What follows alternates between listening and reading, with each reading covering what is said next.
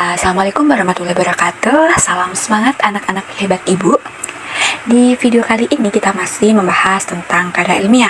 Ibu ingatkan, karya ilmiah itu apa sih? Karya ilmiah adalah karya tulis ya, yang sifatnya adalah ilmiah berdasarkan data dan fakta. Jadi tidak boleh asal-asalan ketika kita menulis karya ilmiah.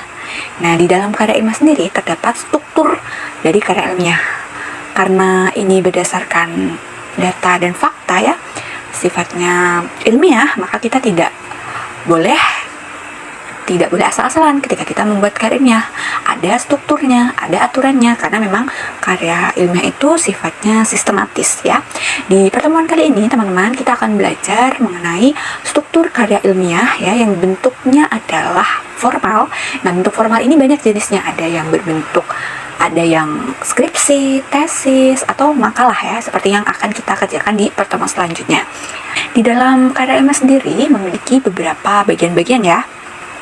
Perlu teman-teman ingat bahwa bagian ini secara umum terdapat awal, inti, dan akhir. Bagian-bagian ini ada di semua karya ilmiah. Tetapi jika kita belajar formal, pada bagian-bagian ini masih ada bagian-bagian yang lain yang perlu kita perhatikan ya. Jadi bagian-bagian karya ilmiah secara umum ada awalan, inti, dan akhir.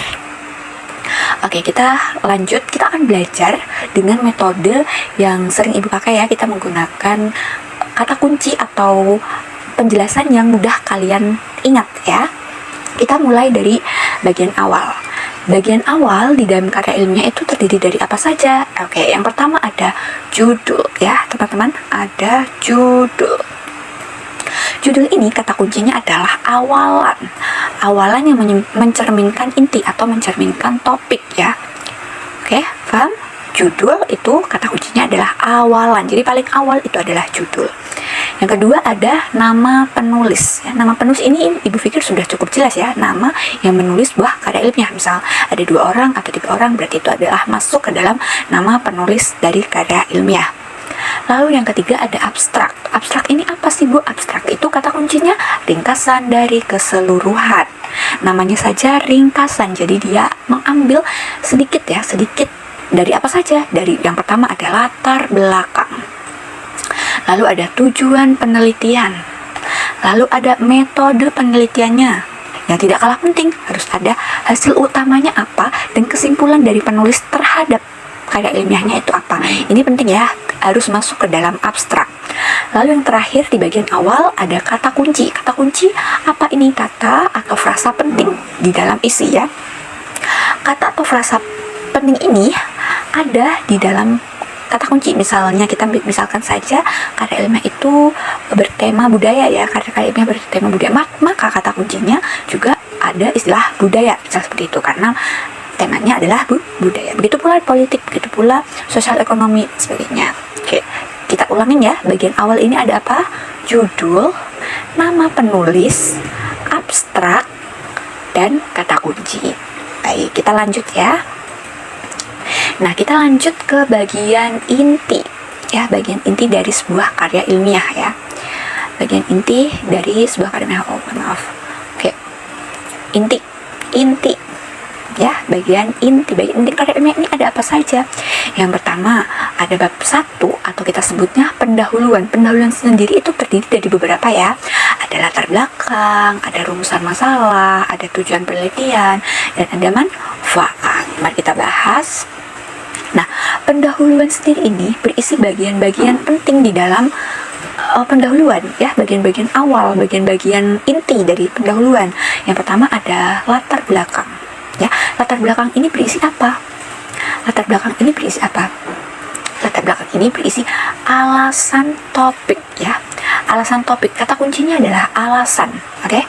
Yang kedua ada rumusan masalah. Rumusan masalah ini kata kuncinya adalah pertanyaan ya. Pertanyaan. Oke, baik. Yang ketiga adalah tujuan penelitian ya. Tujuan penelitian ini penjelasannya adalah keinginan yang tidak dicapai. Jadi apa yang akan dicapai oleh penulis gitu ya. Kata kuncinya adalah keinginan. Lalu yang terakhir ada manfaat. Manfaat bagi siapa? Bagi pembaca. Ini Bu kasih contoh ya. Ini adalah salah satu contoh dari rumusan masalah ya. Ini adalah contoh rumusan masalah bagaimana cara melestarikan budaya nasional gitu ya. latar belakangnya apa? Oh, alasan kenapa budaya nasional itu harus dilestarikan, gitu ya. Lalu ini rumusan masalahnya sudah jelas. Tujuannya kita hilangkan kata bagaimana ya, lalu kita ganti untuk mengetahui, untuk menganalisis, boleh ya. Misalnya kita gunakan kata untuk mengetahui boleh, untuk menganalisis boleh, untuk memahami boleh ya. Cara melestarikan budaya nasional sama ya, cara melestarikan budaya nasional. Tapi di sini tanda tanyanya ini dihapus. Lalu yang terakhir adalah manfaat. Manfaat ini untuk apa? Oh, ternyata untuk menambah wawasan siapa? Wawasan dari pembaca ya, wawasan. Oke, kita lanjut terlebih dahulu. Yang kedua ada bab 2, kajian teori. Kajian teori ini berisi apa?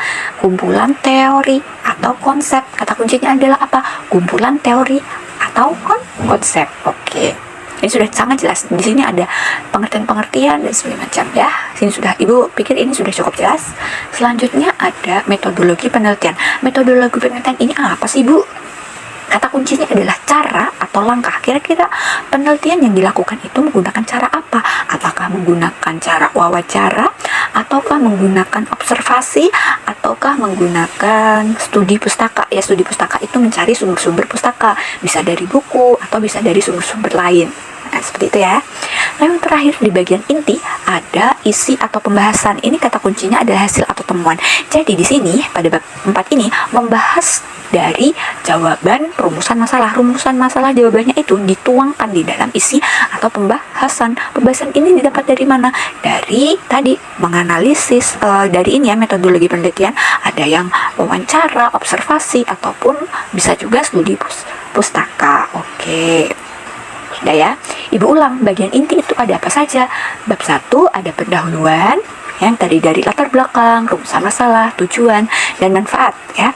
Bab 2 ada kajian teori. Yang ketiga ada bab 3 yaitu metodologi penelitian. Oke, yang terakhir ada isi atau pembahasan ya. Ini sudah cukup jelas. Oke, nah ini adalah bagian akhir ya. Bagian akhir ini ada apa saja sih, Bu? Bagian akhir ini ada bab 5, itu simpulan dan saran. Simpulan itu apa? Ringkasan hasil ya. Yang membedakan simpulan dan abstrak itu apa sih, Bu? Abstrak di bagian ini ya, awal ya. Abstrak ya. Abstrak, apa yang membedakan simpulan dan abstrak, Bu? Jika abstrak itu ringkasan secara keseluruhan ya, dari mulai ada latar belakang sampai seterusnya. Jika simpulan ini hanya ringkasan dari hasil atau dari bab 4 ya, gitu.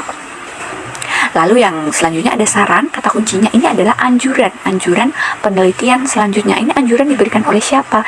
Diberikan oleh peneliti. Untuk siapa? Untuk peneliti selanjutnya, gitu ya. Lalu ada daftar pustaka. Daftar pustaka ini apa, Bu? Daftar pustaka ini Ibu sudah membuat kata atau ya kata yang mudah untuk kalian ingat ya. Nah, untuk nama, perhatikan di sini namanya dibalik ya, namanya dibalik. Terus ada ta untuk apa? Tahun. Ini sudah jelas ya tahunnya, sudah jelas tahunnya. Terus untuk judul bukunya. Nah, ini ada judul bukunya, permainan tradisional dan perannya dalam mengembangkan keterampilan sosial anak ya, sudah jelas juga judulnya. Lalu untuk kota. Titik 2 di sini kotanya mana? Jakarta. Titik 2 untuk penerbit. Jadi nama, tahun, judul, kota, dan penerbit, atau kita singkat dengan Natajukopen ya, Natajukopen. Oke. Nah, yang terakhir ada lampiran. Lampiran ini apa, Bu? Lampiran ini ketika kalian melakukan wawancara, kalian menaruh foto, menaruh transkrip wawancara itu di bagian lampiran, atau kalian berfoto dengan foto dari observasi, misal bisa ditaruh di sini juga, bisa ditaruh di bagian lampiran. Oke, bagian akhir itu ada apa saja? Ibu ulang, bagian akhir itu ada bab 5 atau simpulan dan saran, juga ada daftar pustaka, dan yang terakhir adalah lampiran. Oke, dari sini kira-kira apakah teman-teman sudah paham? Nah, jika ada pertanyaan lebih lanjut, mari kita bahas di dalam kelas ya. Terima kasih. Wassalamualaikum warahmatullahi wabarakatuh.